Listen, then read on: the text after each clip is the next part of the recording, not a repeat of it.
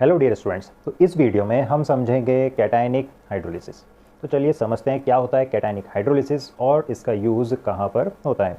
तो देखिए cationic hydrolysis जो होता है that is used in ionic equilibrium. Okay, तो देखिए जब सॉल्ट्स का हाइड्रोलिसिस हम देखते हैं, कौन से सॉल्ट्स का hydrolysis? Salt of strong acid and weak base. Okay, क्योंकि सॉल्ट जो होते हैं वो एसिड और बेस के कॉम्बिनेशन से बनते हैं। तो कौन से सॉल्ट्स होते हैं जिनको हम या जहाँ पर हम कहेंगे कि इनका कैटायनिक हाइड्रोलिसिस हो रही है, तो हम बोलेंगे ऐसे सॉल्ट जो कि स्ट्रॉन्ग एसिड और वीक बेस से बनते हैं। फॉर एग्जांपल अगर हम देखें तो NH4Cl, ठीक है। तो अमोनियम क्लोराइड एक ऐसा सॉल्ट है जो कि स्ट्रॉन्ग एसिड और वीक बेस से बना है। स्ट्रॉन्ग एसिड कौन है यहाँ पर? HCl, और वीक बेस अमोनियम हाइड्रोक्साइड। तो जब इन दोनों को हम मिलाते हैं so then we will get this salt ammonium chloride. Okay, क्योंकि यहाँ पर स्ट्रॉन्ग वाला पार्ट आ रहा है एसिड से, तो इस सॉल्ट का नेचर अगर हम वाटर में डालते हैं तो एसिडिक होता है। तो ऐसे सॉल्ट्स को हम एसिडिक सॉल्ट्स भी बोलते हैं। ओके, सिमिलरली एक अमोनियम नाइट्रेट भी एक एग्जांपल है जहाँ पर कैटायनिक हाइड्रोलिसिस होती है। तो देखिए यहाँ पर अमोनियम नाइट्रेट किससे बना हुआ है? तो ये एसिड है HNO3 और बेस है ammonium hydroxide. Okay, so ammonium hydroxide एक वीक बेस और HNO3 स्ट्रॉन्ग एसिड। तो ये जो सॉल्ट है ये भी एक एसिडिक सॉल्ट है, क्योंकि स्ट्रॉन्ग वाला पार्ट जो है वो एसिड से आ रहा है। तो स्ट्रॉन्ग एसिड और वीक बेस से ये सॉल्ट बन रहा है। ओके, तो देखिए यहाँ पर अगर हम देखें तो हमने कहा है कि कैटायनिक हाइड्रोलिसिस। ओके, तो देखिए जो वीक वाला पार्ट है, वीक क्या है यहाँ पर? बेस। जब ये सॉल्ट बनते हैं तो इसमें स्ट्रॉन्ग एसिड और वीक बेस। तो जो वीक वाला पार्ट होता है दैट इज़ बेस से जो आ रहा है, तो बेस से क्या आ रहा है? Ammonium ion. ये देख सकते हो अमोनियम आयन जो है ये कहाँ से आ रहा है? बेस से। ओके, यहाँ पर भी देख सकते हो अमोनियम आयन कहाँ से आ रहा है? बेस से। तो कैटायन जो सॉल्ट का कैटायन वाला पार्ट है that is coming from weak, that is base. तो वीक बेस से आ रहा है यहाँ पे कैटायन। तो जो भी वीक से आता है उसका होता है हाइड्रोलिसिस। ओके, तो देखिए अमोनियम आयन यहाँ पर हाइड्रोलाइज हो रहा है, मतलब पानी से इसका रिएक्शन हो रहा है, और ये देख सकते हो आप एक इक्विलिब्रियम एस्टेब्लिश हो रहा है आफ्टर हाइड्रोलिसिस। यहाँ पर अमोनियम हाइड्रोक्साइड बन गया और बन गया H पॉजिटिव आयंस। ओके, तो देखिए यहाँ पर अगर हम इसका इक्विलिब्रियम कांस्टेंट लिखते हैं K, तो देखिए K को हम क्या लिख सकते हैं? Ammonium hydroxide NH4OH H plus ion concentration whole divided by ammonium ion का कॉन्सेंट्रेशन एंड H2O का कॉन्सेंट्रेशन। ओके, तो देखिए K इंटू H2O। ओके, क्योंकि H2O का कॉन्सेंट्रेशन ऑलमोस्ट कांस्टेंट है, क्योंकि H2O सॉल्वेंट है। ओके, तो सॉल्वेंट का कॉन्सेंट्रेशन ऑलमोस्ट क्या है? कांस्टेंट। ठीक है, तो this is a constant and this is a constant, so this constant will multiply by this constant and again it will be a constant. तो देखिए यहाँ पर अगर मैं H2O को यहाँ पर ले जाऊँ तो ये ऐसा लिख देंगे, तो constant into constant will be a constant. Okay, तो यहाँ पर ये जो कांस्टेंट बनेगा अपना इसको हम बोलते हैं KH। ओके, तो ये जो KH है इसको हम बोलते हैं हाइड्रोलिसिस कांस्टेंट। ओके, ये जो है आपका हाइड्रोलिसिस कांस्टेंट। सो हाइड्रोलिसिस कांस्टेंट ये आपका आ गया अमोनियम हाइड्रोक्साइड का concentration multiplied by hydrogen ion concentration divided by ammonium ion concentration. Okay, now since यहाँ पर अमोनियम हाइड्रोक्साइड बन गया है that is a weak base और वीक इलेक्ट्रोलाइट। तो ये जो वीक इलेक्ट्रोलाइट है ये यहाँ पर NH4OH ये भी आयोनाइज होगा into ammonium ion and OH minus ions. Okay, तो देखिए यहाँ पर अगर आप देखते हो तो ये बेस के लिए Kb आप लिख सकते हो। तो Kb का वैल्यू क्या होगा? अमोनियम आयन का कॉन्सेंट्रेशन हाइड्रोक्सिल आयन का concentration whole divided by NH4OH का कॉन्सेंट्रेशन। ओके, तो देखिए KH और यहाँ पर Kb, तो अगर हम इन दोनों को मल्टीप्लाई करें, ओके, अगर हम KH और Kb को मल्टीप्लाई करें तो देखिए क्या होगा? इसका डिनोमिनेटर NH4OH और इसका न्यूमरेटर कैंसिल हो जाएगा। ओके, इसका डिनोमिनेटर और इसका न्यूमरेटर कैंसिल हो जाएगा। तो जब हमने मल्टीप्लाई करा KH और Kb को तो यहाँ पर OH नेगेटिव और यहाँ पर H पॉजिटिव ये बच जाएगा।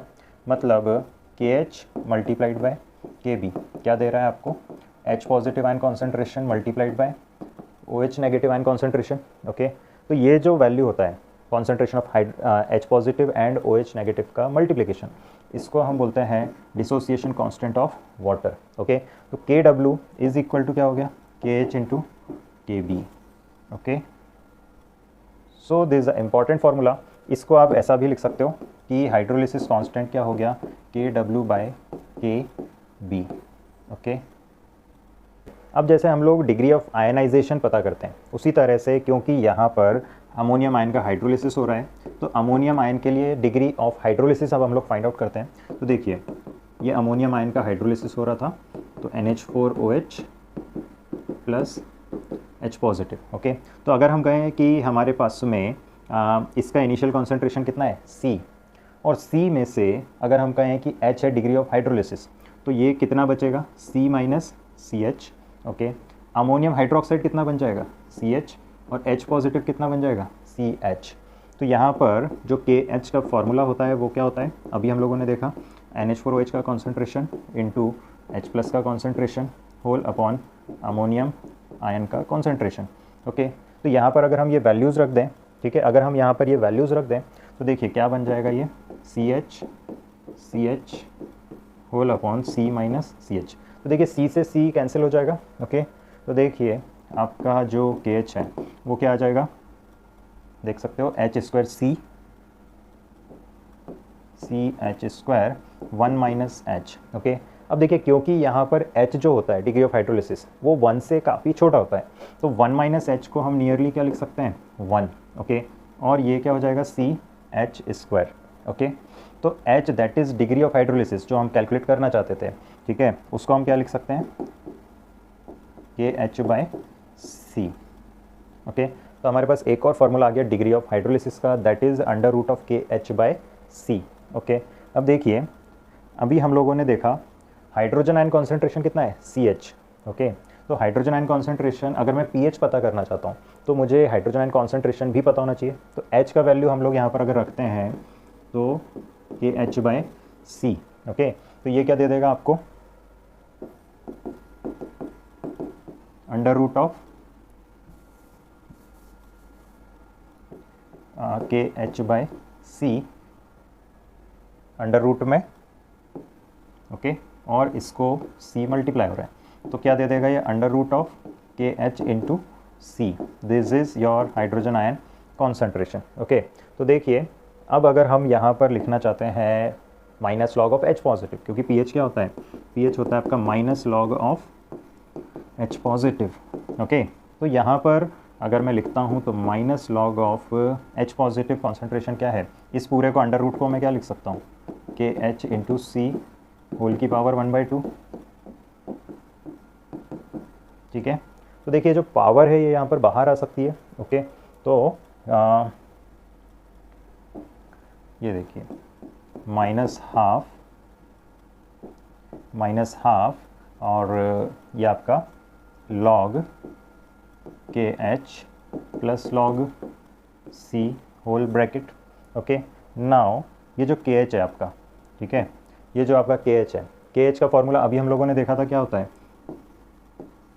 अंडर रूट ऑफ KH का फॉर्मूला हमने देखा था KW/KB plus log C minus half. Okay,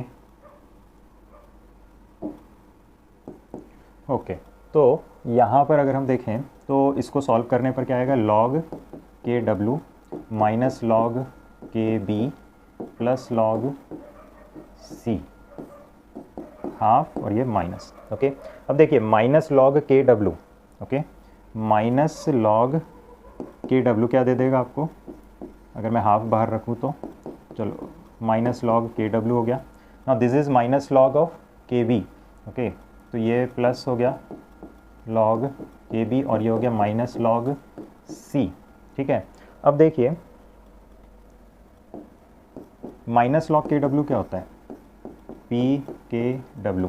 ठीक है, और यहाँ पर अगर मैं इसको PKB लिखूँगा तो माइनस PKB, क्योंकि आपका जो माइनस लॉग KB होता है that is equal to PKB, तो ये माइनस PKB लिखा और ये हो गया माइनस लॉग C।